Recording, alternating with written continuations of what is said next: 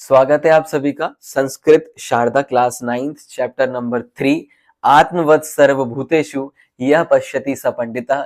जो अपने समान सभी प्राणियों को देखता है वह पंडित है, ज्ञानी है, स्मार्ट पर्सन है। इस चैप्टर का एक्सप्लेनेशन हमने पिछली वीडियो में देखा था। इस वीडियो में हम इस चैप्टर की एक्सरसाइज अभ्यास पढ़ने के लिए जा रहे हैं। उससे पहले 1 मिनट में क्विक रिवीजन कर लेते हैं। कहानी शुरू होती है दो बच्चों से जो कि अपने मामा के घर पे आए हुए थे। माधवी और कपिल दोनों एक कुत्ते के पीछे पत्थर लेकर पड़े हुए थे। ये दृश्य देख रही उनकी नानी उनको बुलाती है और एक शिक्षा देने के बहाने महात्मा नामदेव की एक कहानी सुनाती है कि एक महात्मा नामदेव नाम के व्यक्ति एक बार अपने मित्र कह लो या अपने भगवान कह लो, उनके मंदिर में जाते हैं और एक थाली रखते हैं, नैवेद्य जिसे कहा गया, जिसमें बहुत सारा सामान था।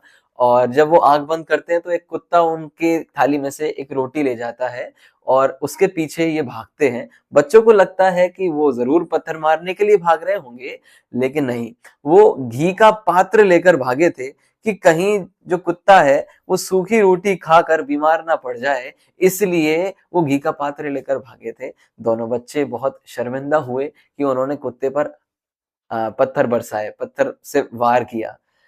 उनके गुरु ने शिक्षा दी थी, इनके जो नामदेव महाराज हैं, कि सभी प्राणियों में ईश्वर को देखो, सभी प्राणियों में ईश्वर है। ऐसा संकल्प भी बच्चों ने किया कि हम भी आज के बाद हम उसको पीड़ा नहीं देंगे, किसी भी जानवर को पीड़ित नहीं करेंगे। ये एक परीक्षा थी नामदेव महाराज की। वो कुत्ता नहीं था बल्कि पांडुरंग भगवान स्वयं थे, जो कि अवतार लेकर एक उनकी इसकी परीक्षा लेने के लिए आए थे। परीक्षा तो उसकी हुई लेकिन सीख मिली दोनों बच्चों को, हमको भी सीख मिली। आइए इसका अभ्यास यहाँ पर प्रारंभ करते हैं हम सभी। अभ्यास प्रश्न देखिए, अभ्यास प्रश्न शुरू करते हैं। पहला प्रश्न यहाँ पर पूछा गया, देखिए क्वेश्चन जो भी रहेगा वो क के रूप में रहेगा, कस्य कम केन कस्मई, इस तरीके से, और आंसर भी उसी तरीके में रहेगा। कस्य है तो देखिए, मातामही कस्य कथाम श्रावितवती, किसकी कथा सुनाई थी? नामदेवस्य कथाम श्रावितवती। नामदेवस्य गुरु नामदेवम किम अध्यापितवान, क्या सिखाया था नामदेव के गुरु ने? किम अध्यापितवान, यह सिखाया था ईश्वरः न केवलम मंदिरे भवति अपितु सर्वेषु भूतेषु तस्य निवासो भवति। ईश्वर का निवास केवल मंदिर में नहीं, सभी प्राणियों में है। नामदेवः कया भावनया धावन कृतवान, नामदेव किस भावना के साथ दौड़े थे? नामदेव, उनको अंदर में करुणा आ गई थी, करुणया। आंसर वैसे ही लिखा जाएगा, कया करुणया। बालक योह मुखे किमर्थम म्लाने संजाता, उनका मुख शर्म से झुक क्यों गया था? क्योंकि उनको उनका अपराध बोध हुआ था कि हमने पत्थर मारकर गलती की। अपराध भावनया, बालक योह मुखे अपराध भावनया म्लाने संजाते। कपिल माधवी च कम संकल्पम कृतवंतो, उन्होंने क्या संकल्प किया दोनों ने लास्ट में? कि अस्माकम, हमारे, कायेन वाचा मनसा, हमारे मन वचन काय से, कस्यापि पीड़ा ना भवेत, किसी को भी पीड़ा नहीं हो। इसका दूसरा आंसर ये भी हो सकता है, इसके साथ साथ ही कस्यापि या कापि पीड़ा, या किसी को भी कोई भी पीड़ा हो, ताम निवारे तुम प्रयतताम, कि उसका निवारण, उसको रोकने में, उसको बचाने में हम पूरा प्रयास करेंगे। तम दृष्ट्वा पाषाण खंडम स्वीकृत्य मारितुम धावितवन्तौ, उसको देखकर दोनों ने पाषाण खंड उठाकर दौड़े। इस वाक्य में तम, इस सर्वनाम शब्द का क्या अर्थ है? तम इस शब्द, ये उसको देखकर, किसको देखकर? शुकनस्य, शुकनस्य कृते, किसके लिए है ये तम शब्द? शुकनस्य कृते, कुत्ते को देखकर। कपिल माधवी च कुत्र गतवंतो, वो कहाँ गए थे गर्मियों की छुट्टियों में? मातुल गृह, मामा के घर। बहुत बढ़िया। और मातामही तम प्रसंगम दृष्टवती, मातामही उस प्रसंग को देख रही थी जब वो पत्थर मार रहे थे। तौ आहूतवती च, तौ उन दोनों को बुलाया। इसमें तौ शब्द कस्याम विभक्तौ अस्ति, तौ जो है क्योंकि दोनों बच्चे थे तो कौन सी विभक्ति में है? ये द्वितीय विभक्ति का द्विवचन है। ठीक है, आइए अधोलिखित वाक्यानि भूतकालीन, चूंकि इस चैप्टर में तवतु प्रत्यय है जो कि पास्ट टेंस को डिनोट करने के लिए लगाया जाता है, तो हमको उसमें ही उसको चेंज करना है। रेड कलर में क्वेश्चन दिया गया है प्रेजेंट टेंस में और उसको चेंज करना है पास्ट टेंस में। ठीक है, आइए तवतु प्रत्यय लगाना है। तो नैवेद्यम विग्रहस्य पुरतः स्थापयति, स्थापयति का क्या बनेगा? स्थापितवान। ऐसे इस तरीके से ही चलेगा। नेत्रे निमील्य प्रार्थनाया आरंभम करोति, नेत्र को बंद करके प्रार्थना का प्रारंभ करता है। अब करता है और उसने किया, तो कृतवान आ गया। ठीक है, आंसर में क्या आ गया? स्थापितवान, कृतवान। गुरु विसोबा तम अध्यापयति, गुरु विसोबा ने उसको समझाते हैं, अध्यापति समझाते हैं, और उसका पास्ट टेंस क्या बनेगा? समझाया, अध्यापितवान।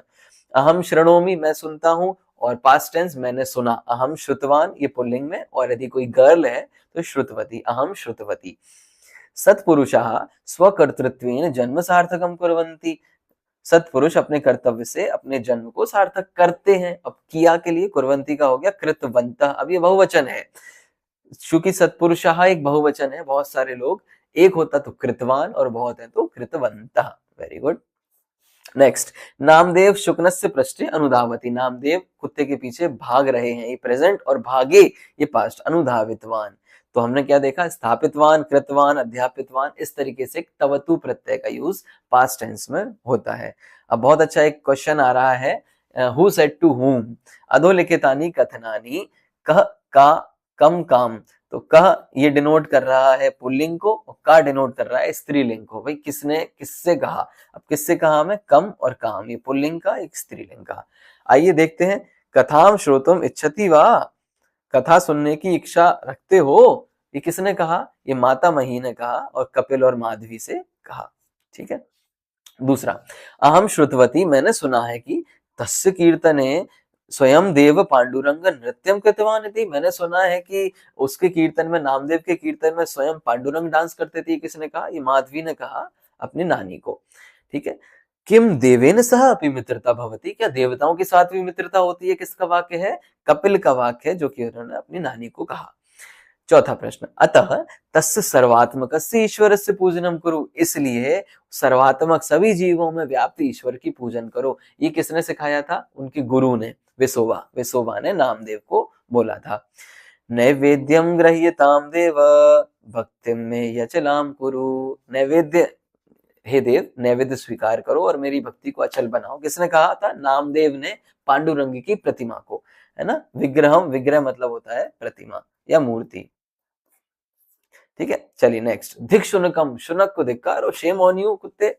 तो किसने कहा था ये कहा था कपिल ने अपनी माता मही से कहा था कि ऐसे कुत्ते को तो पिटना ही चाहिए। नामदेव अस्य कियत दुखम जातम स्यात् खलु, नामदेव को कितना दुख हुआ होगा? ये किसने कहा? ये माधवी ने कहा कपिल को। किम घृत पात्रम आदित्य, क्या घी के पात्र को लेकर? तो ये किसने कहा? ये दोनों बच्चों ने एक साथ शॉकिंग में कहा था कि ये कैसे घी का पात्र लेकर कैसे दौड़े? तो कपिल माधवी ने अपनी नानी से कहा, माता महीम। अद्य अहम ज्ञातवान, आज मैंने जाना कि सर्वेषु जीवेषु ईश्वर निवसति इति, सभी जीवों में ईश्वर होता है। कहानी सुनने के बाद कौन बोला? ये कपिल बोला अपनी दादी को, नानी को, सॉरी। उत्तीर्ण भवान परीक्षा, तुम परीक्षा में पास हुए। परीक्षा चल रही थी नामदेव की, और कुत्ता हट गया, अचानक से पांडुरंग आ गए। तो ये पांडुरंग ने कहा किसको? नामदेव को, कि तुम्हारी परीक्षा पूर्ण हुई और आप उत्तीर्ण हो गए। इस तरीके से किसने किससे कहा? Who said to whom.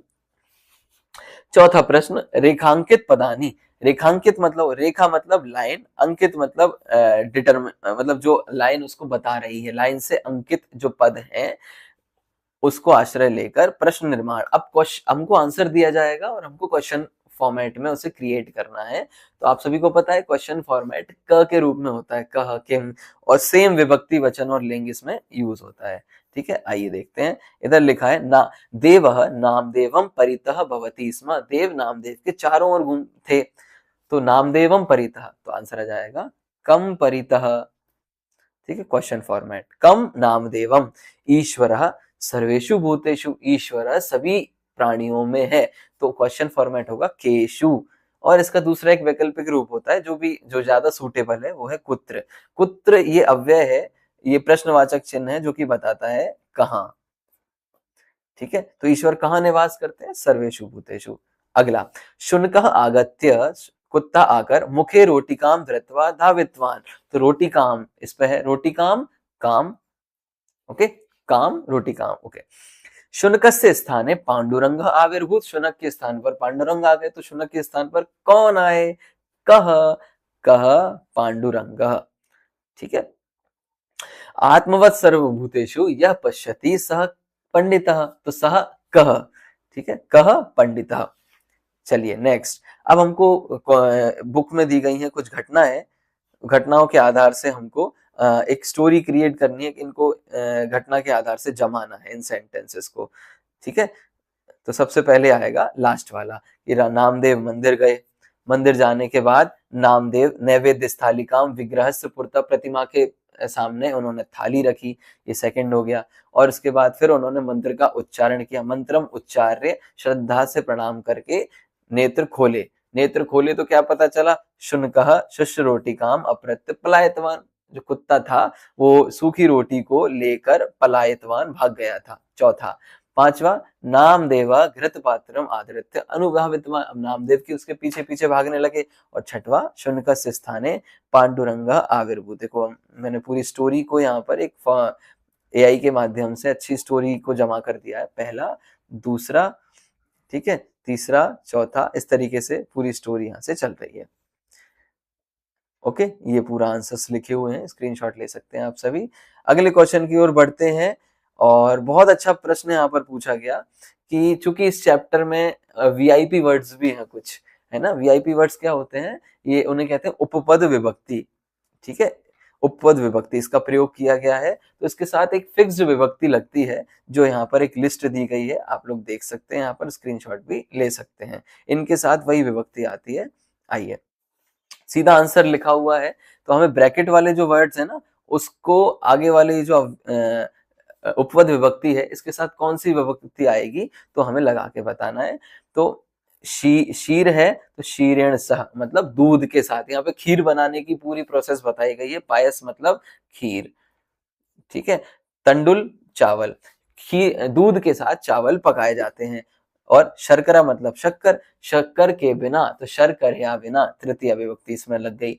शक्कर के बिना कैसे शक्य थे, शीघ्रमेव आपणम प्रति गत्वा शर्करम आयन, तो जल्दी से बाजार को जाओ। अभी प्रति है, प्रति के योग में द्वितीय विभक्ति लगती है, तो आपण का आपणम हो गया।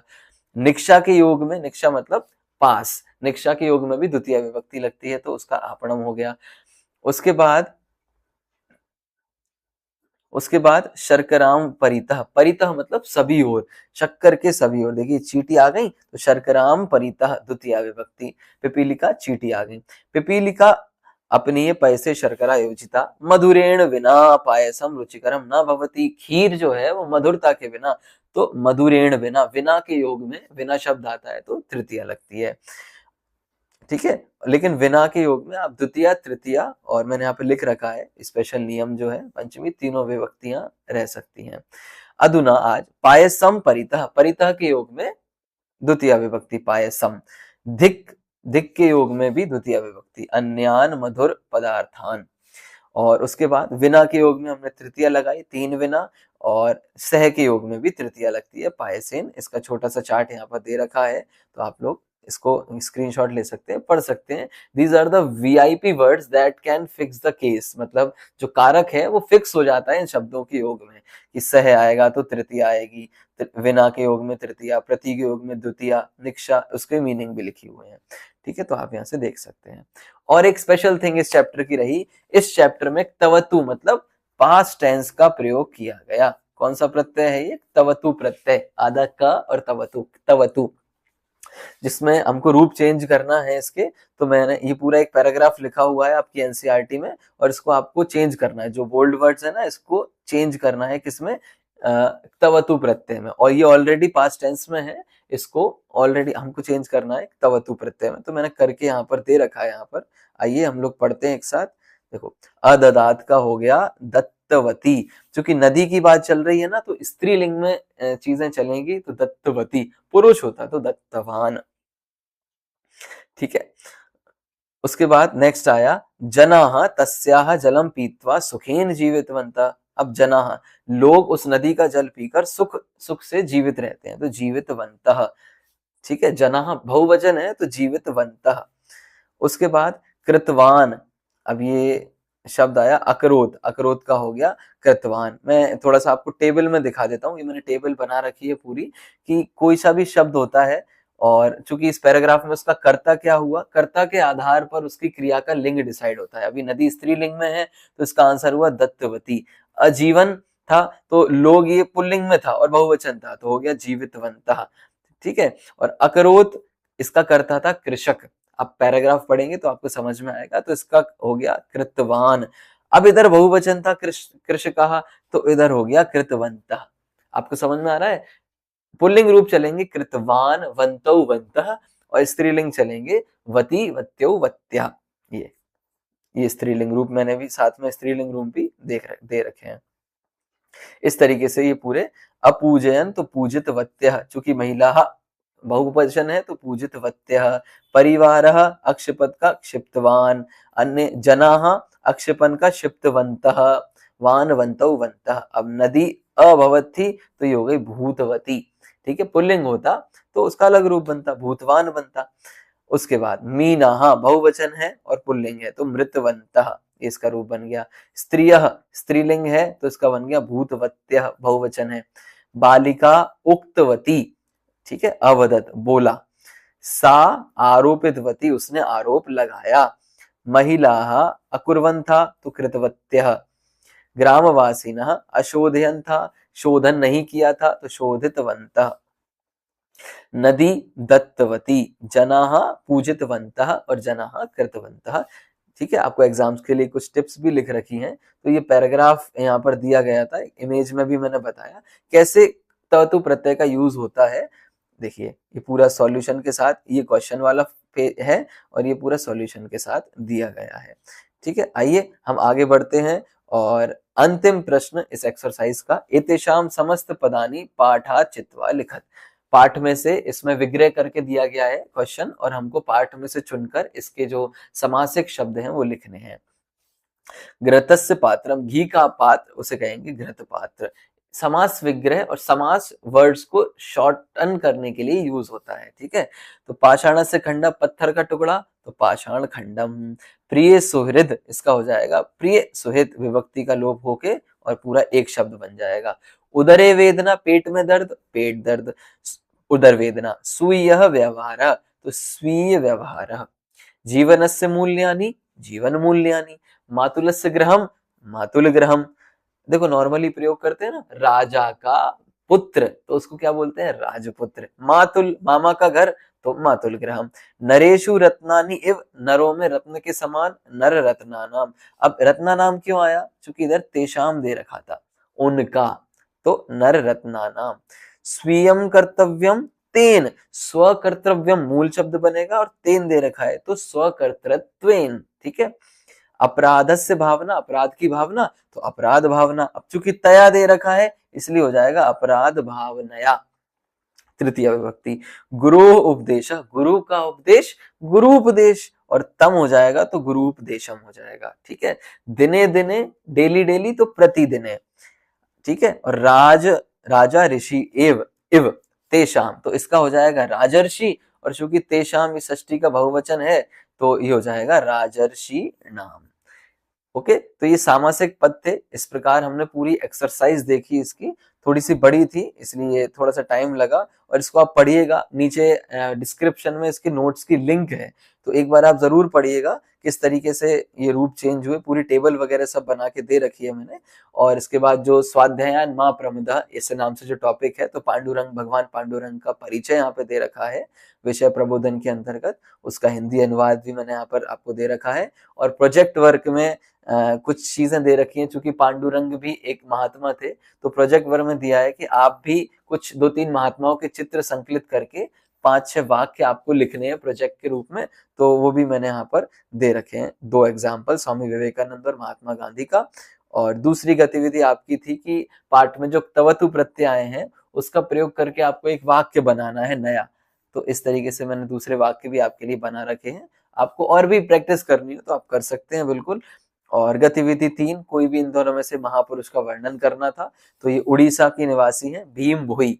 ये संत हुए और कवि हैं, दार्शनिक कवि हुए हैं। तो इनका परिचय यहाँ पर मैंने दे रखा है।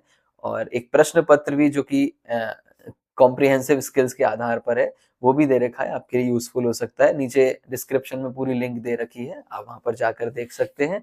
और इस प्रकार हमारा पूरा चैप्टर समाप्त होता है। आइए अगली वीडियो में मिलते हैं एक नए चैप्टर के साथ। तब तक के लिए पढ़ते रहिए, संस्कृत को सरल बनाकर और अच्छे से पढ़ते रहिए। नमो नमः, नमः संस्कृताय।